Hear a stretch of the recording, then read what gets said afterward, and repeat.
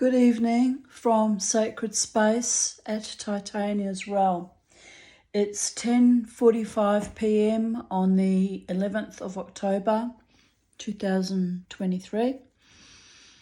I suddenly realised that I haven't made a video of my vocal medium / Facebook readings today. I felt off all day. I made a video this morning for YouTube, just musings in my garden and pondering about the Israel-Palestine war and all the other awful shit that's been going on in our world. And I just felt off all day. I haven't been well. But anyway, I was looking at my my journal from today, and I decided, yeah, I better get cracking. I better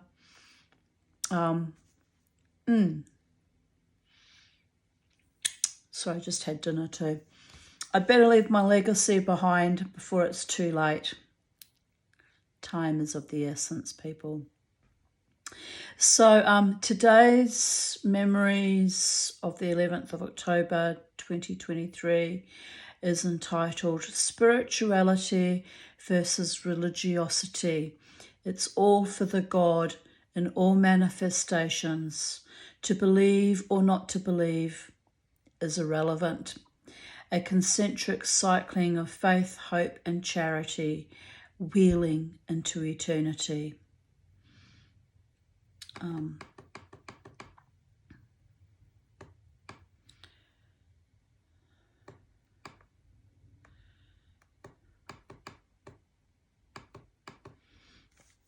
So today's journal entry says, which I wrote it this morning, another bad night last night, not much sleep due to having to get up about 8 times.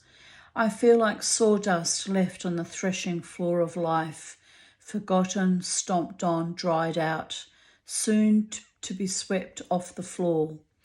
But as exhausted as I feel, I am lying in my hammock with Charlie beside me in the partial shade of the golden rain tree, counting my blessings on this glorious sunny day. And then I also posted a link to my earlier video from this morning and some photos that I posted on Instagram of my wax carved rings that I worked on this evening.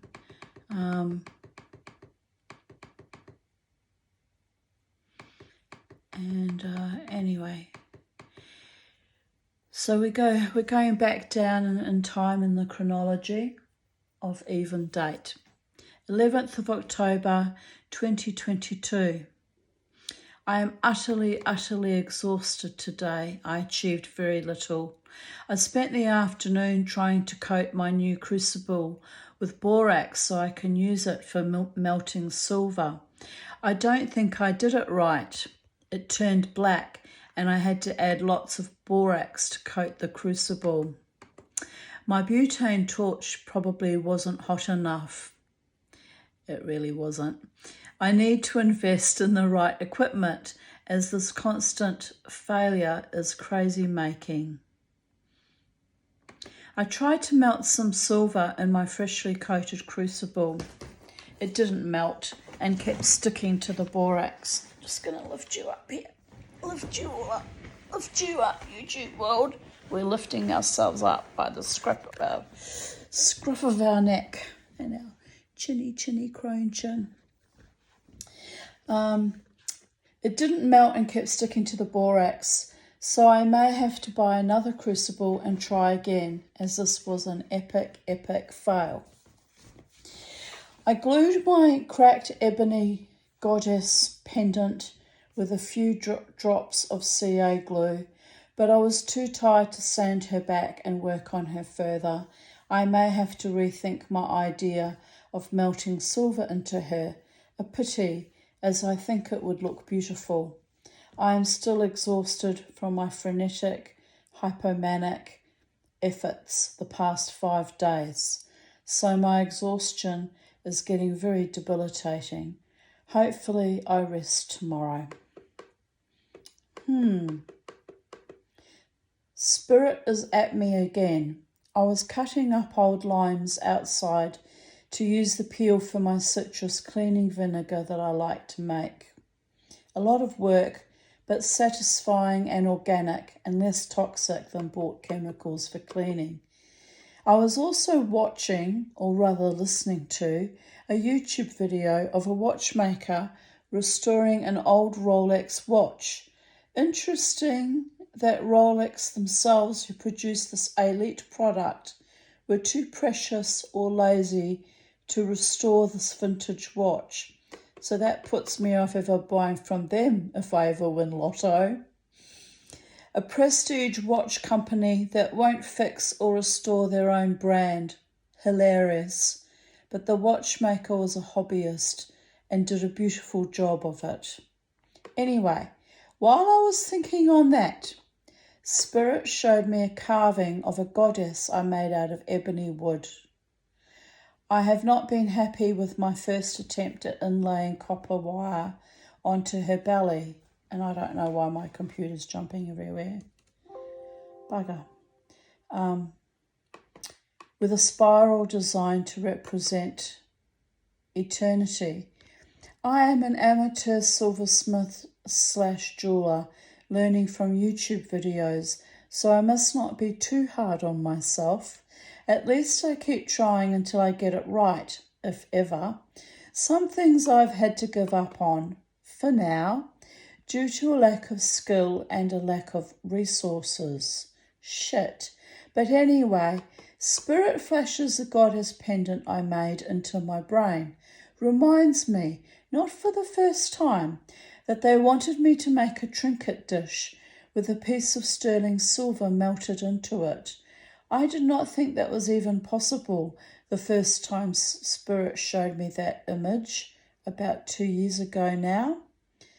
So I decided that I might take another look at my ebony pendant, or wiser, use a piece of scrap ebony, and see if I can melt silver into it without burning or destroying the whole piece. I might do that later. I have not been satisfied with my wonky wire inlay. It kind of looks terrible. So I was not willing to sell it, as I know it's not quite good enough to my eye. But if this works well and comes out lovely, I will set myself a challenge and make another one.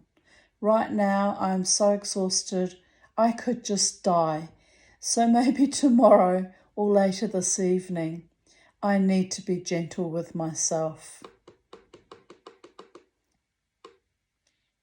October of the 11th of October 2021. I just posted up photos of my dog who's passed away now and beads I'd made out of ebony and purple heart and had inlaid with paua shell.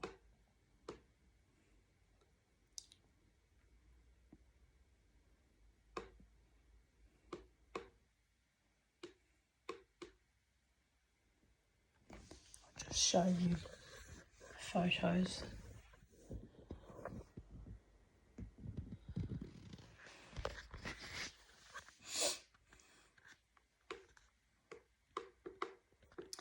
I woke up, this is 11th of October 2020. I woke up with a song in my head, enjoy the message that is being transmitted. The police, every little thing she does is magic.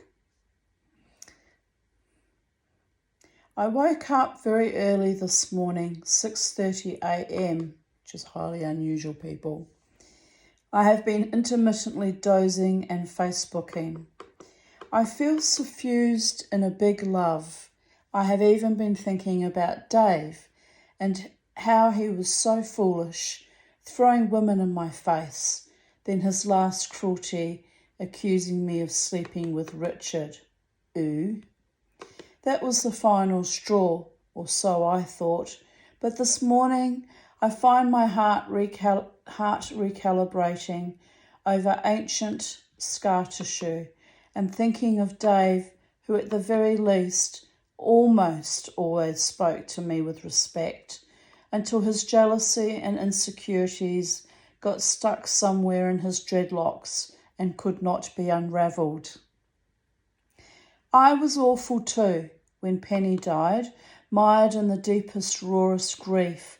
I texted him and called him a dirty, evil cunt and told him to never come near me ever again, which is kind of insane, as after all he stopped stalking me at the casino and rejected all my calls, so in truth was not likely to come near me again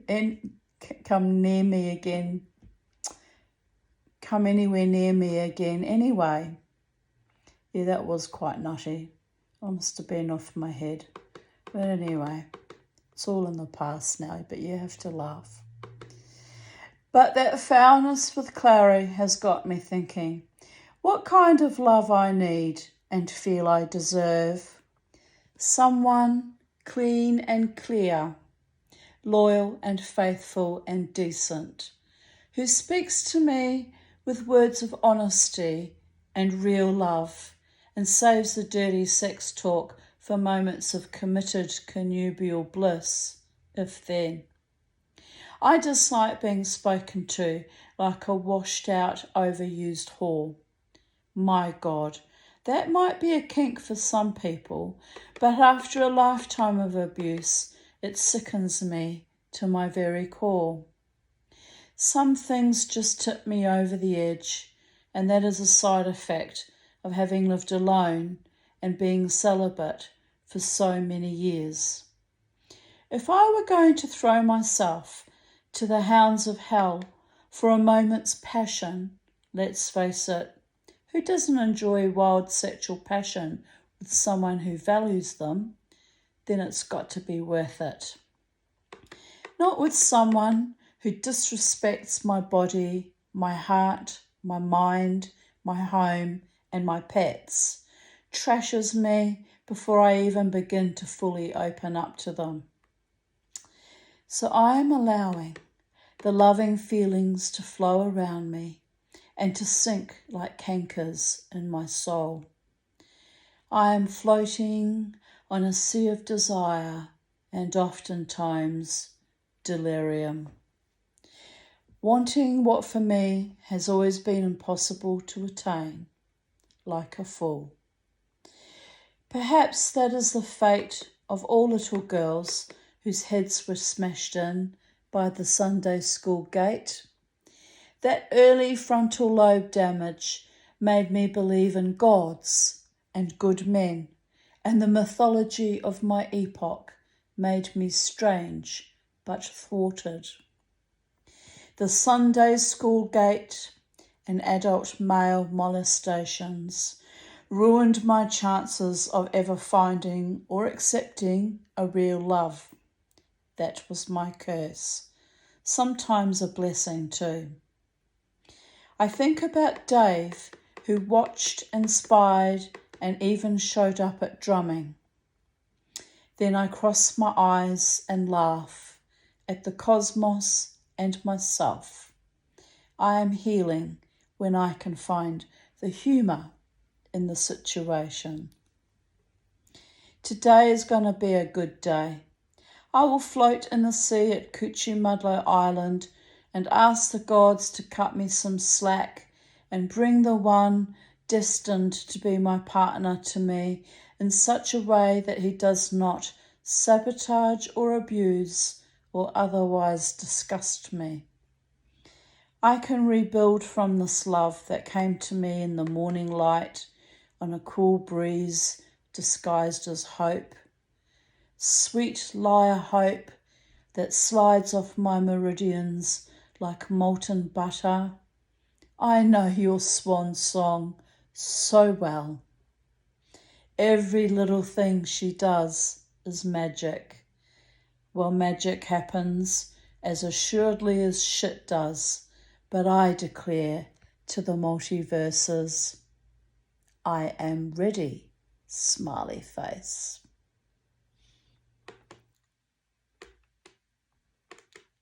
Why won't that scroll down? Come.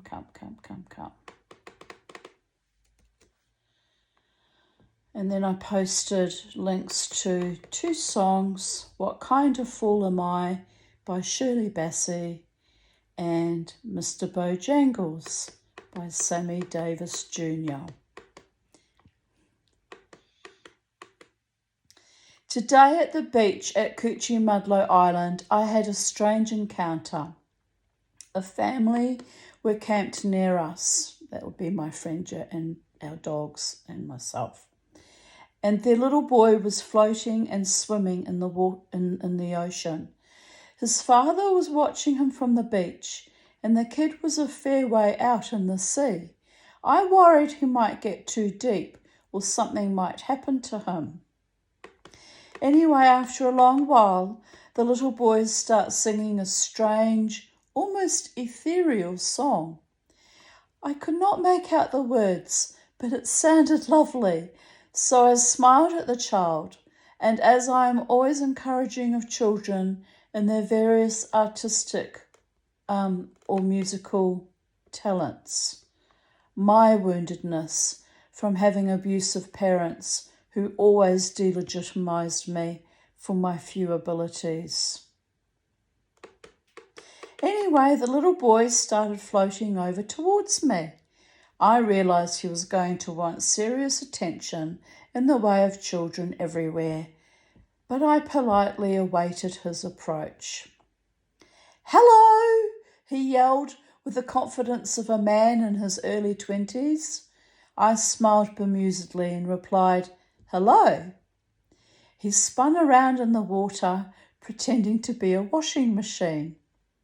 He floated over to Jared, who was not fond of engaging with strangers' children. "Hello!" he yelled at Jared, and Jared brightly responded with a warm hello back. The divine infant returns to me and gives me a cheeky grin. Randomly he says, "May I have permission to touch you?" I was quite astonished. I thought to myself, "Oh, this is wonderful. They are teaching body autonomy and consent in kindergarten now." I smiled and replied, "That is very good manners. I am very impressed, but no, it's not appropriate." He did not seem too fazed, but spun around a bit. I asked him how old he was. Could he show me how many fingers? He stoically held up 4 fingers on his tiny, chubby infant hand. "Oh, wow, 4! That is amazing." He replied that he can swim really well. Then he said, "I am going to touch you," and reached over to give my arm a poke. I recoiled slightly as his parents were watching from the beach, and it all seemed rather odd.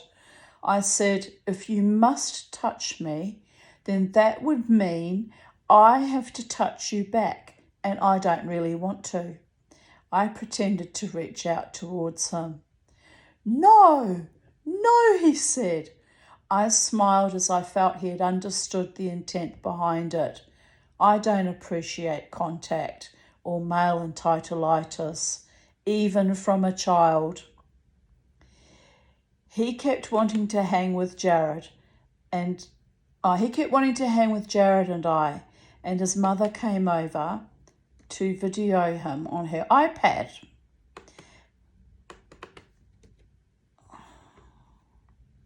Sorry, having trouble getting this to work. Oh, yeah. And his mother came and video him on her iPad. I joked she could show her son the video of him when he is 21, and she replied, "I am already sharing it with the world." I smiled wanly. The internet truly is a miracle for instantaneous transmission. She asked me if I had children or grandchildren. I replied I had adult daughters in their 30s, but no grandchildren yet. She was a nice young woman, but I thought it was a bit boundaryless, leaving her very young son in the company of strangers in the ocean. So I told the little one that I was going to swim back to my friend now, otherwise he might feel lonely. The child goes to pieces and starts crying. But why? I want to be with you. His mother shrieks at him that he has to come out of the water or she will put him down for a sleep. I was also getting worried as his little teeth were chattering and his lips were blue, so I had already encouraged him to get out of the water and warm up on the beach for a while. How's that for Grandmother Judy's? It's so tragic when I think about it. The kid goes more hysterical. I call out, "Oh no, Bub." Jared quietly tells me to stay out of it, but I felt terrible that I had given a 4-year-old precocious, curious little boy his first taste of abandonment. But the sudden desire on his part to want to touch a strange woman in the ocean, old enough to be his grandmother, was a bit, well, creepy. Funny thing too, on my drive to Victoria Point, I was stuck behind a car driving ridiculously slowly, whose number plate was Imp, and was laughing to myself about being stymied by dibooks and imps. So this impish child made me feel a bit weirded out. This generation of children are just astonishing. Their souls are just so different, almost lit. They are very spiritual and often more intelligent than I remember children being when I myself was a child. It's a bit intriguing. I worry about them in a way. I am glad his mother or his kindy is teaching him about consent though. They need to do more work on that so little boys understand that no means no and not pushing the envelope until they decide it's a yes, i.e., rape culture.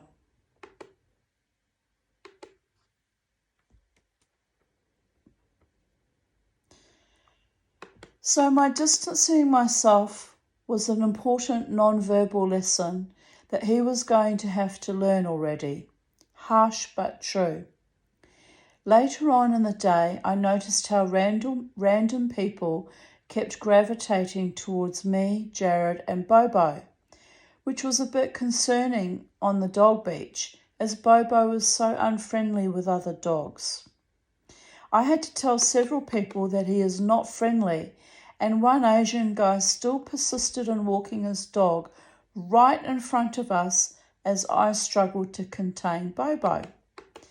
Much later, another man was positively stalking us with his little poodle cross dog, which made us both burst out laughing as we had left our little camp and moved further down the beach to keep his dog safe and to have some privacy, and yet he still let his doggy run after us. But when we laughed, he quickly disappeared, thinking we were laughing at him, which we sort of were because it was just so surreal. Even on the ferry ride home, a lady with her large dog chose to sit too close to us, but Bobo behaved himself on the ferry, probably exhausted from his big day out. Anyway, apart from the weird doggy shenanigans and the strange encounter with the little boy, we had a wonderful day.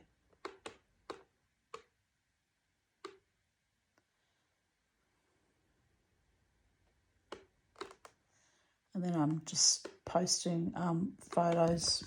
There's my beautiful bow on the beach at Coochie Mudlow. Photos of our day out.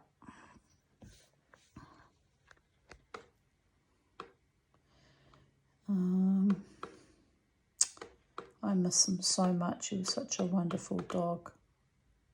He really was.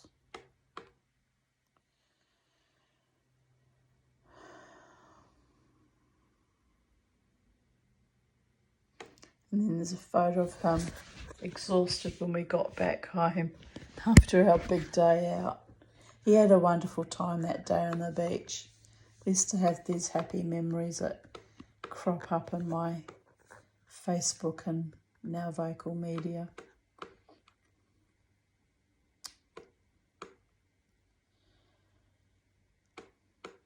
October 11th, 2019. I woke up with a brewing unexplained anxiety. I made a cup of tea and toast and sat outside with Charlie and Beauregard. I have watched the Extinction Rebellion protesters live on Facebook. Proud of them. I feel rather restless and uneasy.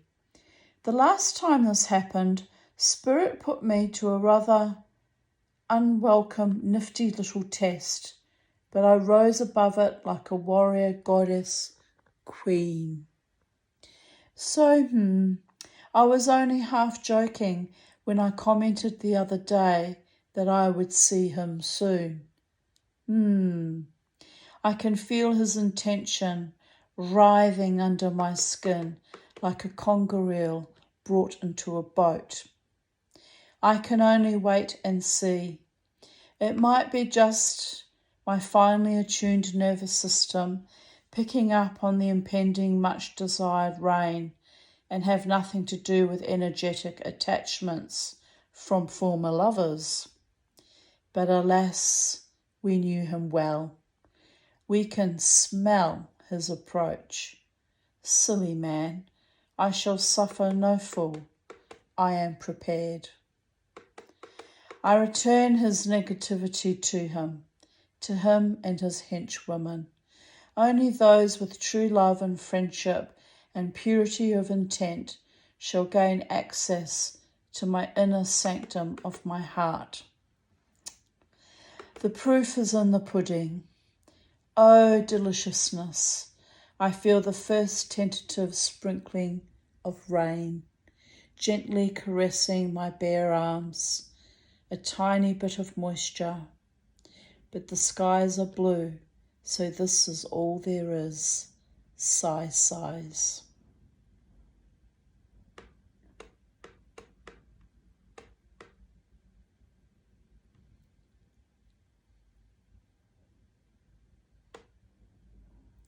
Took Bobo for a quick walk around the block.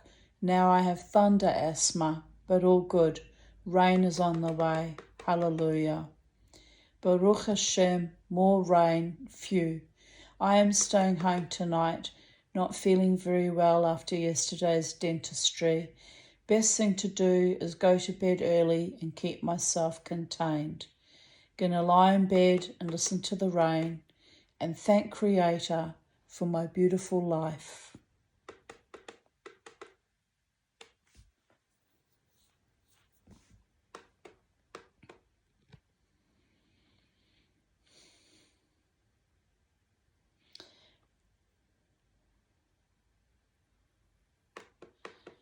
October 11th, 2018. I have been feeling out of sorts and unwell all day.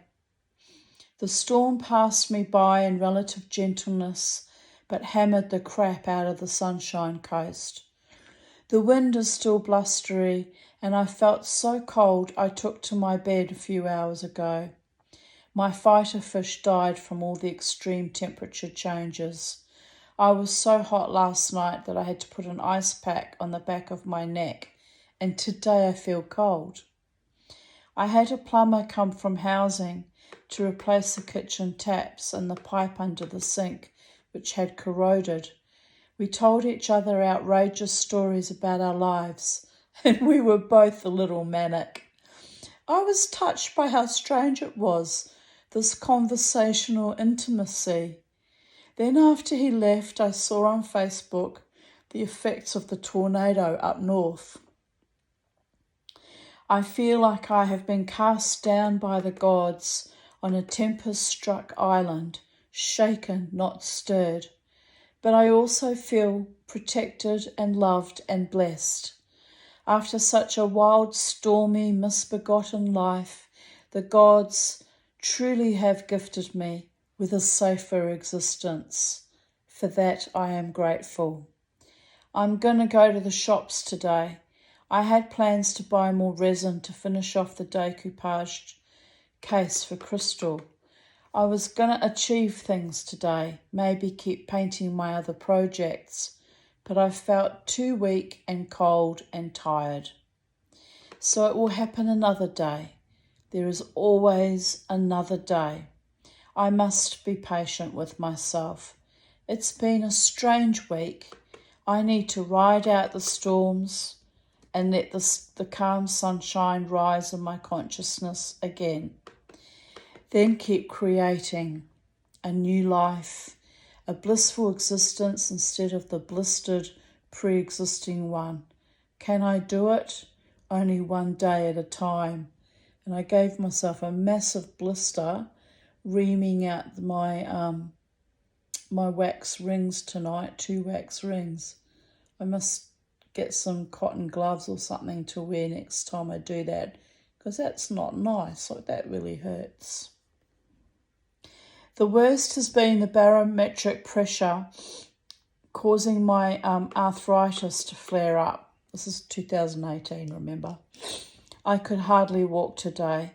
My right buttock felt like a pinched nerve, like I had been kicked by a horse. I often wonder what it would be like to be healthy. Lol.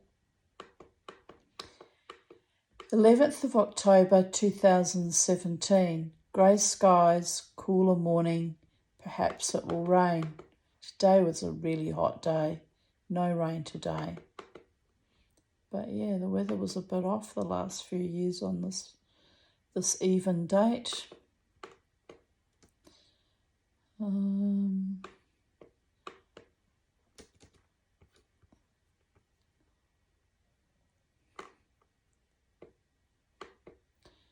Still no rain. It's up her skirts, hanging humidified and breathless, like a labouring woman in transition. Holy Moses! Where is the refreshing, relinquishing rains from subtropical days of yore?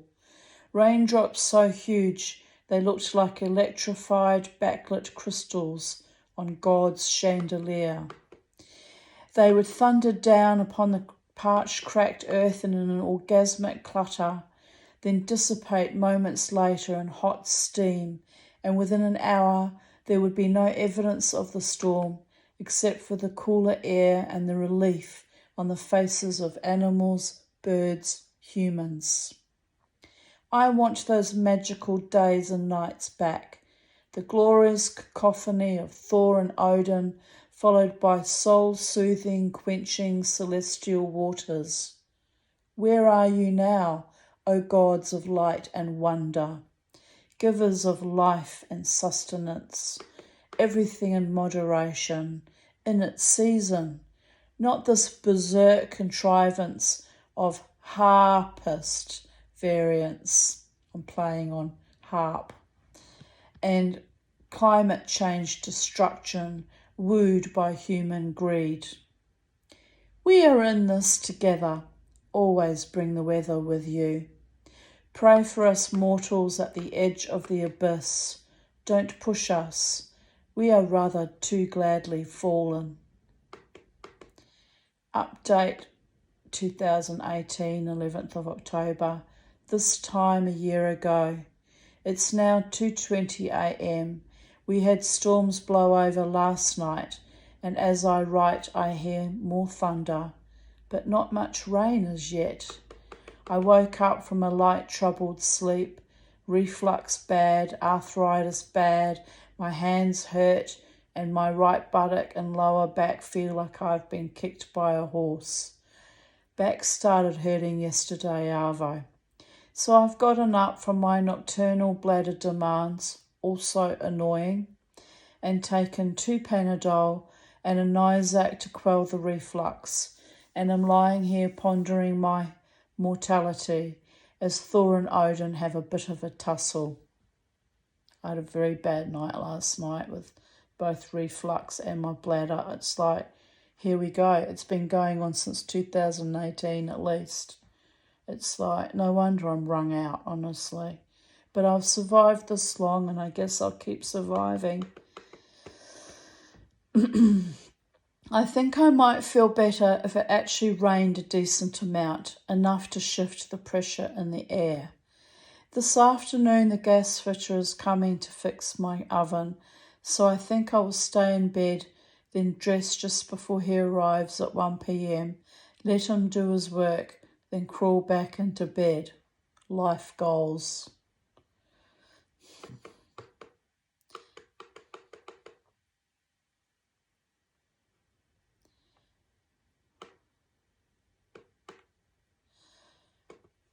Comment on an article on the 21 common manipulation tactics used by malevolent people, and my response was, my father, mother, stepfather's sister all used most of these tactics. Scary to see it written down so lucidly. I was always blamed and made out to be crazy. Turns out I was never the problem. All crazy. So glad to be free of them all at last.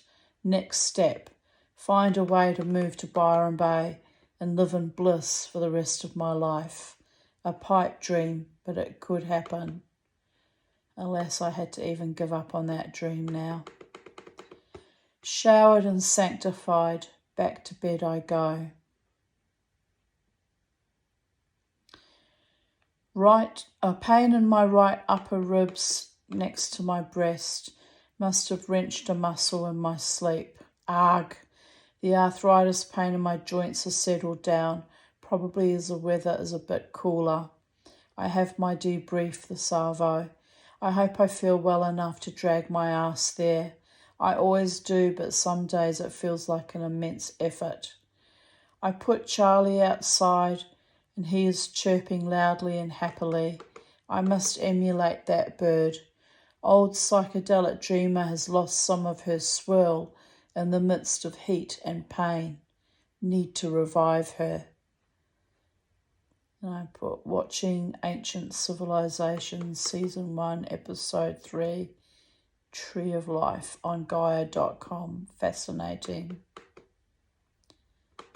Why won't that scroll down? Stupid machine. Here we go. Work with me, work with me.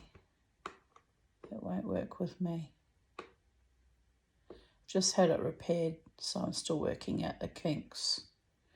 The kinks. Here we go. It's scrolling now.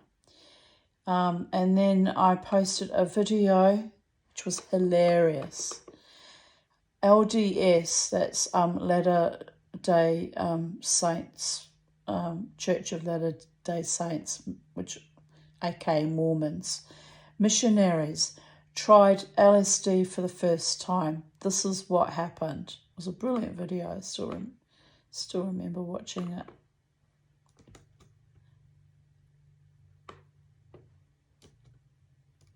Oh, gosh. It won't scroll backwards. Come on. You can scroll backwards, machine. Yes, in response to that video, I wrote, lol. God in one word, giggles a lot, says it all, doesn't it? This is an initiation process, and these guys were blessed to discover their true nature. My friend Julie Butler wrote, that was fantastic. I hope the guy that drew a dick pic doesn't cop shit from his fellow Mormons. And I replied, I need to get some LSD sometime and have that experience with people I can trust to support me while I trip. It's never happened, people. It's being utilised to heal complex PTSD, and I believe it would help me immensely. Hopefully in a few years my psychiatrist will be legally allowed to administer it. It's actually recently been legalised, but he's scared to put me through that clinical trial in case I have a bad reaction, which knowing me I will, so I'm not pressing the point. I still remember the handsome young Mormon missionary that had a full breakdown and cried in my arms when he saw my dream catcher that Jared made for me in the shape of a Star of David in blue and white thread. Now we're talking back when I was living in Capalaba on the unit, so back in it was after I left my husband, 1995 not to 1996. The poor kid realised that he was Cherokee on one side of his family and Jewish on the other, and just cried with such a loss of culture and heritage, and I suppose loneliness, at being a stranger in a strange land, peddling a myopic Christian cult to mostly unfriendly residents. I comforted him as best as I could, while his partner, a staid and stolid and very pissed off Pacific Islander, looked on. I hope like hell that young Native American Jewish lad left the LDS. It was killing him. His soul cried out for his ancestors. He needed to go home. Bless him. But yeah, weird shit like that kept happening. Weird shit like that happened to me all the time. I realised yesterday that my life has been so fraught and weird because I am a catalyst of sorts. Hang on.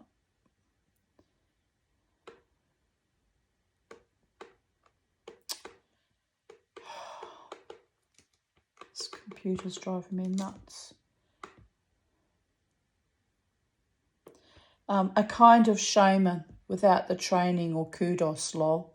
Stumbling my own way through life, trying not to be killed or raped or otherwise abused, while still shining a light for the other broken souls to follow. We just need to remember who we are and why we came to be on earth, and love our God within, and let all beings be safe and blessed in that light, while we beat back our own darkness. A constant tightrope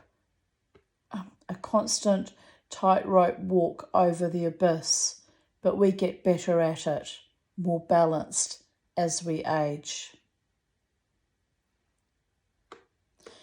11th of October 2016.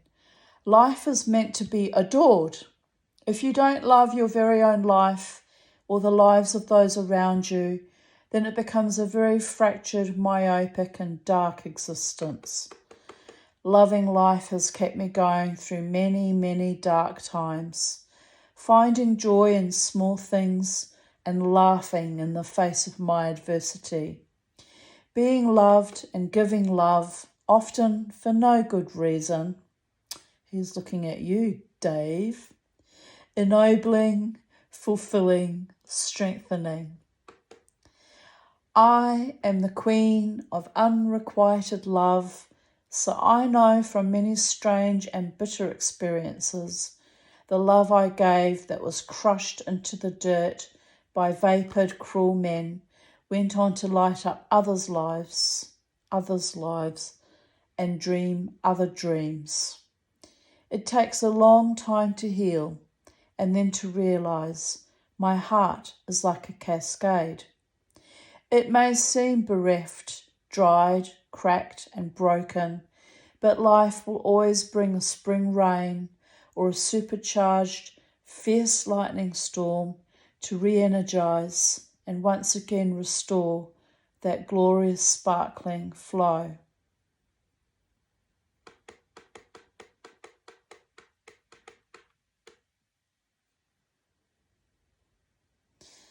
And here's some political commentary of my own. Horrified, this is back in 2016, people when a certain you-know-who became president. Horrified that America is currently fating two, male and female, white, rich, spoilt brats, abusers of children and women, enablers of SA, active braggarts of the R-word culture, and even sexualising his own children. The female accused of corruption and hiding or losing emails, being bought and paid for by the Saudi government. These are our choices for world leader. Please, someone, wrest power from these fucking absolute losers and make another brave, more noble nation a world power. Because America has gone to the dogs, like the Muppet dog. So many hands up their ass, they can barely stand straight. And now we have Biden, who can barely stand straight too. Anyway.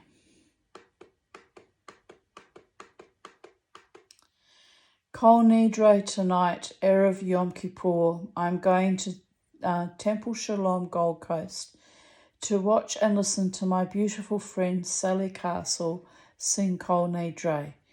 I wish those who do so well over the fast, and may our prayers, hopes, dreams be manifest in this new year. Amen. It's getting hot in this room. I should put the aircon on. Whew, very hot.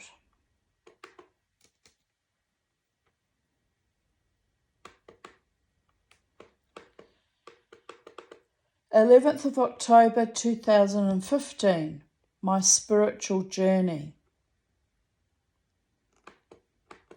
Part of my religious and spiritual education that my parents were so damn obsessed with was that when I was a little kid, from 5 to 7 years old, I was sent to Sunday school at the local Lutheran church.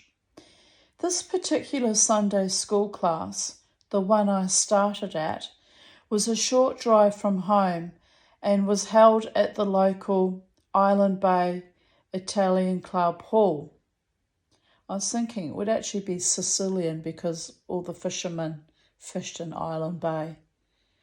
Even as a child, I found that odd, that it was in a club hall and not in a church.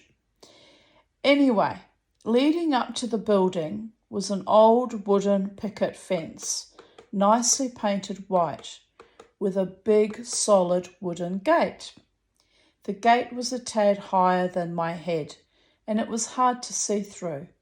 I had to peer through the gaps in the picketing.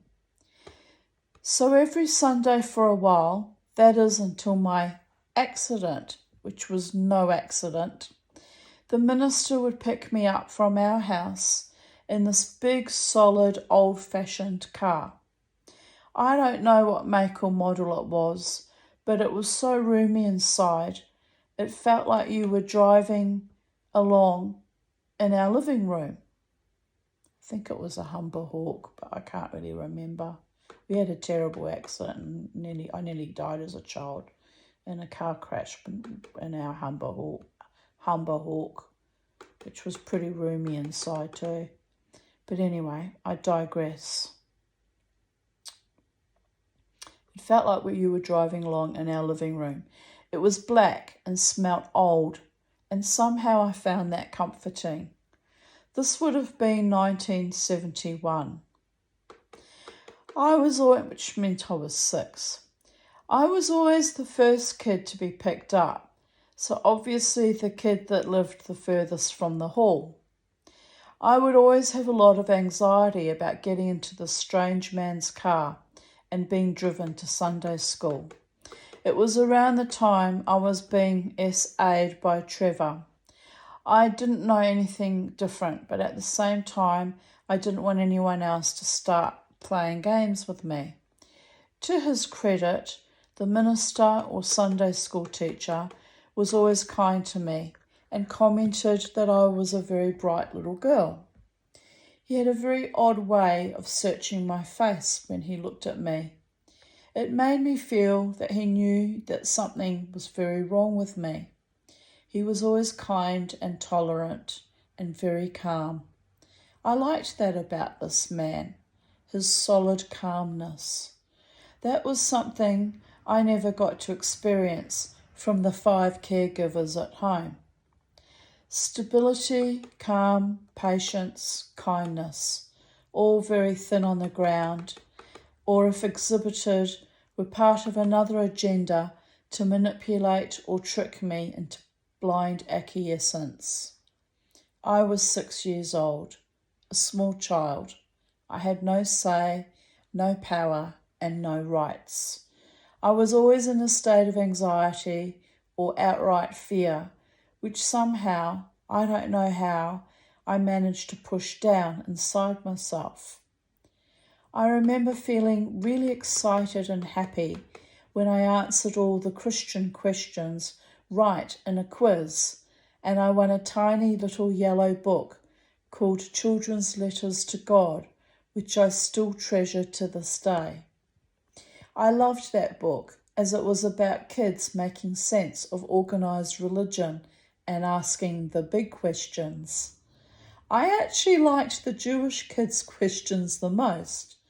You could tell they were Jewish as they would mention things from the Old Testament and they would ask more probing, philosophical questions, although at 6 I had no idea about philosophy.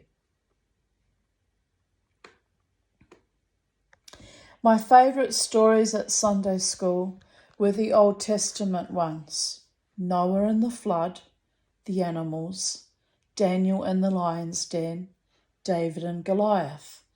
That was my personal favourite. The idea that someone of weak stature could take on a giant and kill him. A metaphor in my own tiny life as I was surrounded by giant bullies and I wished I could get away from them. Which I did manage to do as often as I could.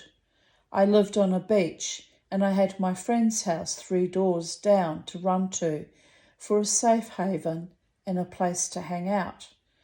I had already questioned Christian dogma when the minister informed us kids that only Christians go to heaven as they have accepted the body and soul of Christ. I put up my little hand. Yes, Tanya. Where do the Jews, the Hindus, the Muslims go? Oh, they don't go to heaven. Well, where do they go then? To bring brimstone and sulphur. What's that? Well, that is hell. I get mad and somewhat confused and frustrated. Why? What did they do wrong? Well, they don't accept Jesus Christ as their Lord and Saviour. I said, that's not fair. They still worship God, but they have to go to hell because they don't worship Jesus? That's right. That, my friends, was the end of my life as a Christian. I was a good little Christian girl.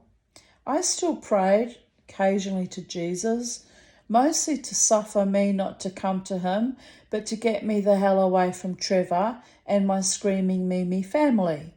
Oh, how I prayed.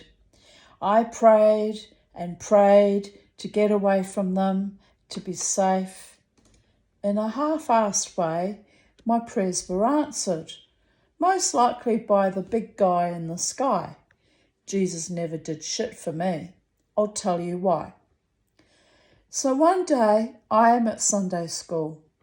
I was standing outside the big wooden gate I might have mentioned earlier. So here I am standing in front of the gate. I was waiting for some other kid to come to meet me. So anyway, as I said earlier, I could be seen through the gaps in the timber. I was in front of the gate, but the top of my head would have been visible above it also. Anyway, suddenly one of the boys in our class came barreling down the path and viciously threw the gate open as hard as he possibly could. I say viciously, as the little bastard knew I was there even before I realised he was there. Slam went the gate, right into the middle of my forehead. I saw stars. It might have been stars. I saw whiteness. I stumbled to the ground. I can't remember now if I actually fainted. I don't think I ever fainted as a child, so perhaps not. The thing that brought all the adults, well, 2 of them and most of the children, was the dull, echoing thud that fucking gate made as it connected with my skull. The minister grabbed my arm, pulled me to my feet, said, "What happened?" I could barely speak. Some other kid told him that they saw me get smashed in the face by the gate. He didn't even look. He threw it open right at her. The minister dragged me back to the classroom, put a wet cloth over my head. I had to wait until the class was finished before he drove us all home. By the time I got home, I had an enormous headache and a lump the size of an egg protruding in the middle of my forehead. My mother, never one to usually exhibit any empathy, actually screamed, "Why didn't you bring her earlier?" So I was thrown into the back of my father's car, an old Humber Hawk. No seatbelts in those days. My dad drove helter-skelter, which was his usual style of driving. No special speeding on account of my injury, just the usual life-threatening tomfoolery behind the wheel, to Wellington Hospital. I was put under observation for 24 hours. I was scared and alone. They laid me on a hospital bed, and a bloody big machine that came down low over my head slowly moved over my face and down to my chest and back again.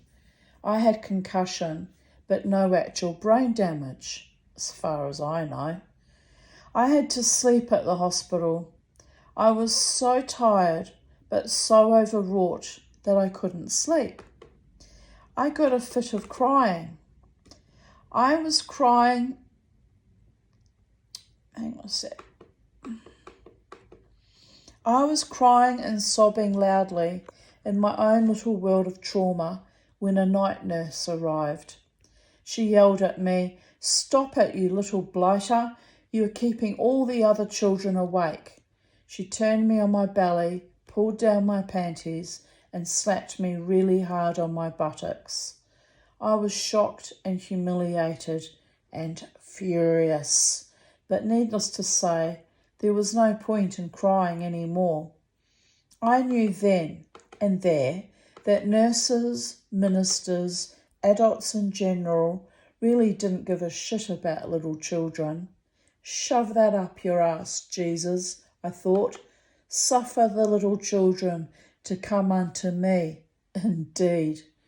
There was nowhere safe for me. Not at school, not at Sunday school, and not at home. This was a heavy burden for a 6-year-old to come to terms with, not being safe, not being cared for properly, and knowing if I did speak out, I was meaningless and trivial and would not be believed. I decided then and there that I would have to look out for myself, as no one else would. The enormity of this scared me.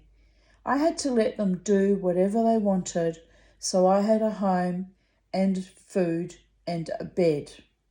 Also, it wasn't always bad. Sometimes, before my sister got married when I was 5, she would sing me show tunes from musicals and cabarets and movies when we drove in the car. I loved her singing to me. I was still so small, too small to comprehend that she was actually not really singing for me. She was self-soothing, her own way of coping with my awful parents and their awful constant verbal violence. I still remember watching the moon follow the car as we drove at night in the back seat while my sister sang Mockingbird, Dona Dona, If I Were a Rich Man, songs from The Sound of Music, The King and I, Mary Poppins, and My Fair Lady. My mother, father, and half-sister adored the cinema. We were constantly at the movies. My mother and sister would take our seats, which were always allocated on the tickets in those days, and if someone with a hat or was tall in front of us, thereby obscuring their view of the screen, my sister would start up a hue and a cry and a loud shriek, and my mother would join in, until the poor soul in front of us felt embarrassed enough to move seats. My sister was a teenager at the time. Invariably, I was too small to take in entire movies, so I would fall asleep in my seat or fidget, for which my sister would pinch me very hard. I even fell asleep as the flower girl at her wedding, right in the middle of the ceremony. Again, another nasty pinch, so hard it bruised me. I was 5 years old. I was perpetually tired. I continue to be tired, and I am 50 now. I think I just cope by dealing with any stress, by shutting off my brain completely and falling asleep. Or it might have been brain damage after all. Either from the concussion at Sunday school or the biological meningitis I contracted when I was 5 on our holiday to Rotorua, when I put my head under the water in the hot pools. I nearly died. 4 other children did indeed die that day. My parents drove with me in the back seat, my head swollen to twice its normal size. My eyes burned and were squeezed shut. My hearing was foggy. I think I was in and out of consciousness.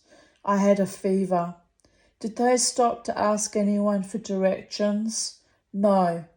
They drove and drove down highways and country roads, screaming constantly at each other until finally, hours later, they finally got me to a doctor. It was the doctor that told them I could have died and others had already died. Geez, I was just relieved that the screaming suddenly stopped. I suppose the doctor gave me pain relief. I don't even remember if I was sent home or hospitalised that time around. I do know that I was very aware that I was very, very sick. I also knew then that God was really watching over me. I felt very protected. I was probably hallucinating, but I felt like I was kept alive for a reason. I just never figured out what that reason was. The trauma of living with my family never stopped, not even as an adult woman. They never ever let me be free. I had to wait to begin life again at 47, when my mother had already been dead 2.5 years, and I'd had to wait for the will dispute to be over.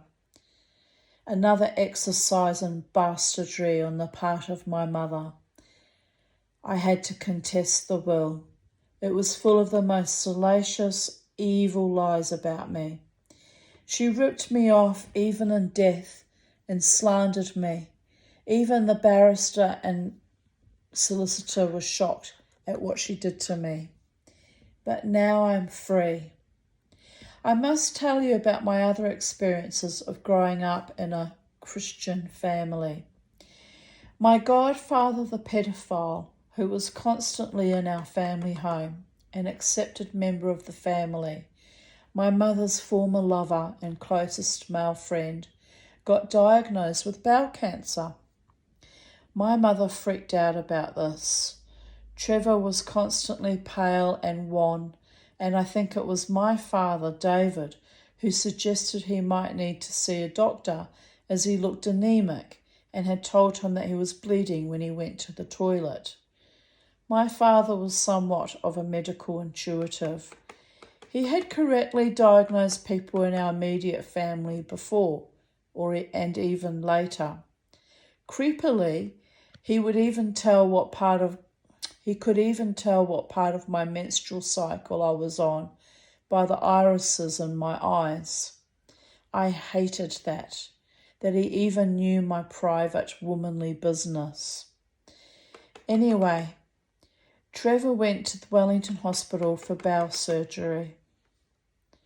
The surgeons had to cut away part of his lower intestine. He was very ill. I really didn't care that much. I almost hoped he would die, just so he would leave me the hell alone.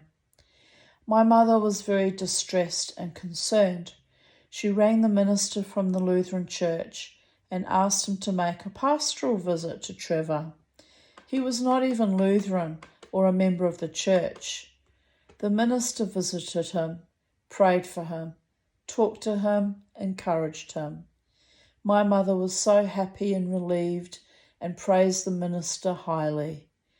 This is why you should always be a Lutheran, Tanya. They are good people. See how they even minister to people not from our church? That is true Christian values. I felt sick and disturbed. Trevor, who played games with me that I didn't enjoy, and I had to put my mind into the gold curtains in the living room to cope, was being prayed over and fussed over like a holy, righteous man in his time of tribulation. Where was my comfort or support, I wondered, then and even now, from my family? I knew then that evil was rewarded and loved and valued in this world. Good little girls were made to suffer, but bad people were fated. The irony was that I wanted so much to be good, that I still believed God would save me and bring me out of my torment, and that my life would make sense in the end. That was my faith, my strength, my stubborn nature that cleaved me to life when I already knew the price was so very high. So around the time I was 14, we had moved back from Australia, where we migrated to live with my new de facto stepfather when I was 9, and we moved back to New Zealand just before my 13th birthday, in time for me to start school at Wellington Girls College. My mother got a bee in her Easter bonnet that she wanted to take me to church. I rolled my eyes. I had already decided by the time I was 12 that I was going to be Jewish when I grew up, and I had already told my mother this salient fact. I said, "What do you want to go to the Lutheran church for? We haven't been to church since I was 6 or 7. What's the big deal now?" She yelled at me that it was Good Friday and it was time I got some religion. I told her, "What for? I don't believe in Christianity." She slapped my face, yelling at me to support her or else. Support? Support? Confused, I went to church with her. No big deal, I thought. There is only one God. I can do this. We arrived at the church. We looked around nervously. I had been inside this church for my sister's wedding and had narrowly avoided being an angel in the Christmas play by deliberately not telling my mother that I was chosen to be in the play and avoiding it somehow, for which I was spanked and yelled at by my oh so not religious, in fact, more often occultist mother for letting her down by not being a sweet little angel at the nativity scene. I sat and looked around at the bare refurbishments. Nothing like the Catholic Church, where my mother had sent me a few times, with the Roman Catholic, half Dutch, half Cockney English kids down the road. No genuflecting, no grand rituals, kind of peaceful, but kind of boring. Ho-hum. No bleeding heart effigies of a human being dying in great torture on some sacrificial cross. I never could comprehend that one. I thought, well, as far as Protestantism goes, it's not too horrible. At least I don't have to look at instruments of torture. The only real torture for me will be the service. My mother guessing my displeasure, poked me hard in the back of my spine, between my shoulders, shoving me towards a bare, plain wooden pew. I sat near the wall, and she beside me, looking all respectable and, German and Christian, folding her hands like a prosaic professional Protestant. But the good Lord and I have a fairly good rapport. In spite of his failings to save me from these people and these weird experiences, but who am I to argue with karma and soul growth? So while we newly sat in our stoic Germanic pew, along came the Great Dane and his spotty but eager teenage sons. Ugh, I thought, please don't sit next to us. Please don't. Oh God, please don't. The Great Dane had already noticed my attractive, sexy mother, probably had witnessed her masterfully steering me to our seat with her jabby finger. The boys, for their part, had probably noticed a 14-year-old girl, and to be fair, had probably thought, great, other kids are here. I was nonplussed. I kept my poker face. So the Great Dane, I just have to swap hands, my hand got sore, but now I need it to scroll down. So the Great Dane, as my mother had called him, who was truly of immense Viking-type height and sturdy Danish proportions, said, "Hello," and shoving his sons next to my mother, proceeded to sit down on the other end of the pew. As soon as his bulk hit the pew, my mother and I were airborne, rather like being on the end of a seesaw. Up we flew into the air by at least a foot or two. Down we thudded on our asses, back onto the groaning wooden pew that had never seen such finery in years, no doubt. I giggled, so did the boys. The Great Dane apologised. My mother scoffed. "Well, I never, you great oaf!" For a minute I thought she was going to belt him. I cringed, expecting nuclear fallout of epic proportions. My narcissist sociopath mother was so embarrassed and so furious, but as she was determined to be at church, she brushed down her suit and we carried along with the service. The service, for what it was worth, passed without further incident until the end, when the new minister, new like probably for a decade but new to my mother, who had no idea who we were, and why would he? We almost never went to church, and I only wanted to be Jewish.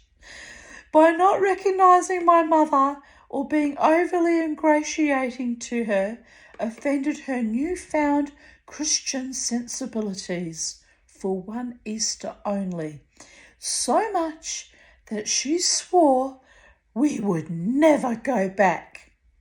She had coerced me to go to church for a not-so-good Friday. I had argued that she barely cared for Christianity, so why now? It was only later that I realised it was to assuage her guilt about going on a round-world trip with Case, my stepfather, and boarding me with the Catholic family 5 houses down the Esplanade. I was not worried about never going back to the Lutheran Church, or any Christian church for that matter. I had had my fill of Christian spiritualist churches in both Melbourne, Australia, which I dutifully attended with my father, and overall were not too painful, as I rather enjoyed looking at the automatic art and writings and listening to the overhead readings from the mediums. I had been to Catholic churches and our own plain, simple Lutheran church. I already planned to convert to Judaism when I was an adult. For me, Judaism, the penultimate religion of the traditional family, the faith in one indivisible God, no sleight of hand, blaming the Holy Ghost or the Son for the sins of the Father, while using the Trinity as a way to spread the load. I hated Christianity as a child, and in many ways I still do. Not authentic, loving, genuine Christians who revere the Lord and are good, decent, kind people, but the rest who pay lip service while indulging in corruption, child SA, rape word of congregants, etc. I was so very naive. I thought that Jews were different, holy, protective of their families, loving. I thought abuse, especially child SA, did not happen in Jewish homes or congregations. I thought I would be safe, loved.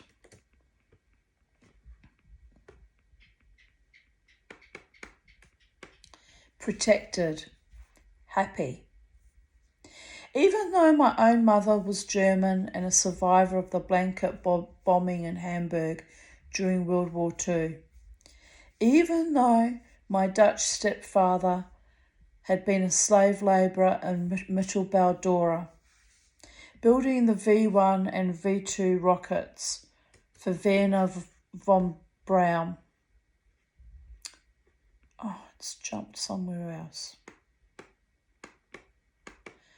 For Wernher von Braun in the tunnels. Even though he encouraged me to watch The World at War in our apartment in Melbourne, and I saw the dead and dying in the film footage of Dachau and Auschwitz, and I knew then, aged 12, that being a Jew was a constantly life-threatening way of being. That being a Jew meant following a faith in the one God who did not prevent the Holocaust, did not prevent the war, did not intercede on behalf of 13 million lives that were tortured, raped, starved, beaten, robbed, and ultimately shot or gassed by the Nazis. Even though I knew that my hunger for a loving, safe family that believed in human decency, righteousness, love,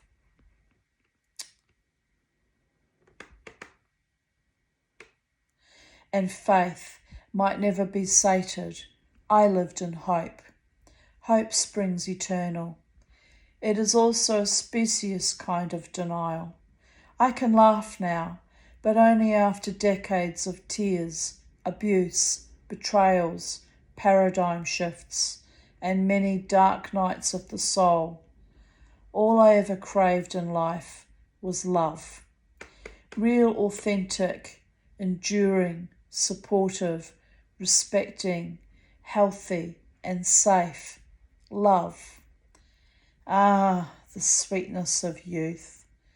The complete brash confidence in our own ignorance, which truly at the time is bliss. And that was written actually on the 5th of May 2015. But I had reposted it on the 11th of October 2015. 11th of October 2014.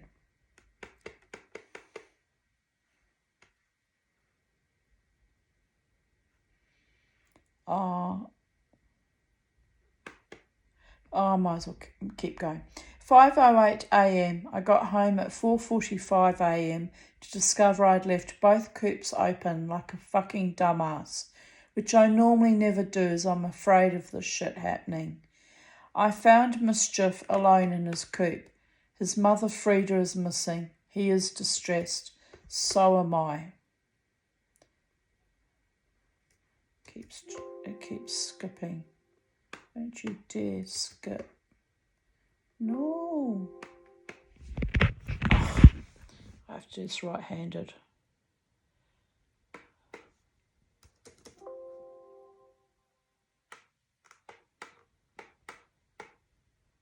Come on. Don't tell me my laptop's died a miserable death. Ah, no, here we are.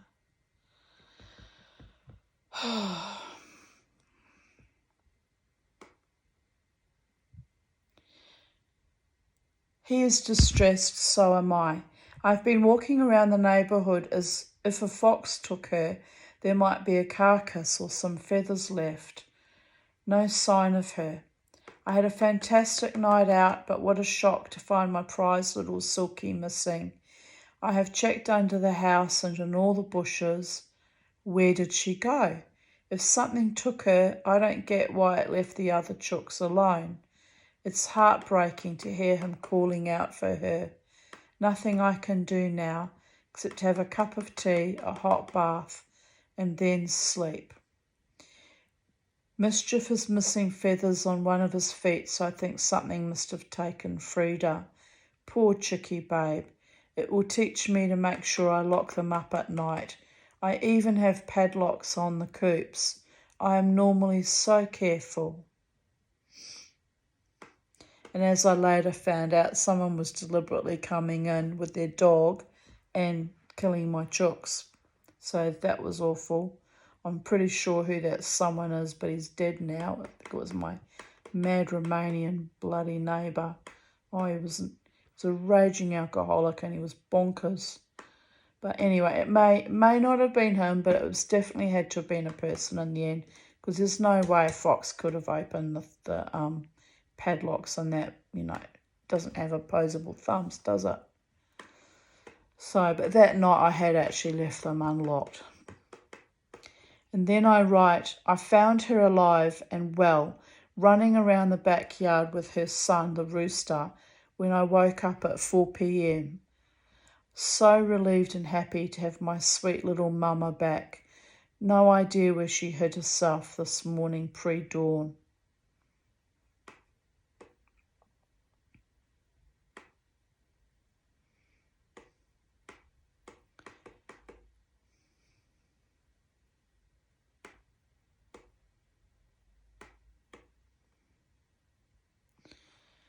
And let me see what else is here.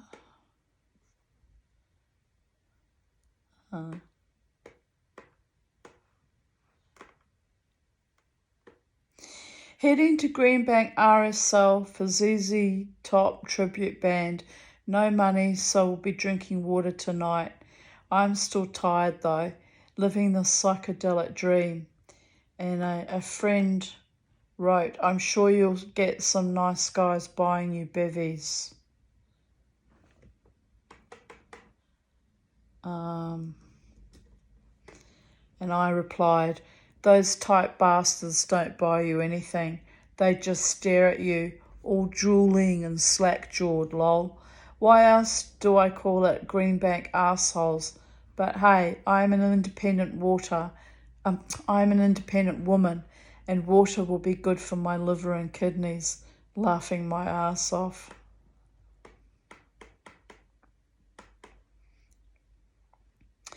October 11th, 2009.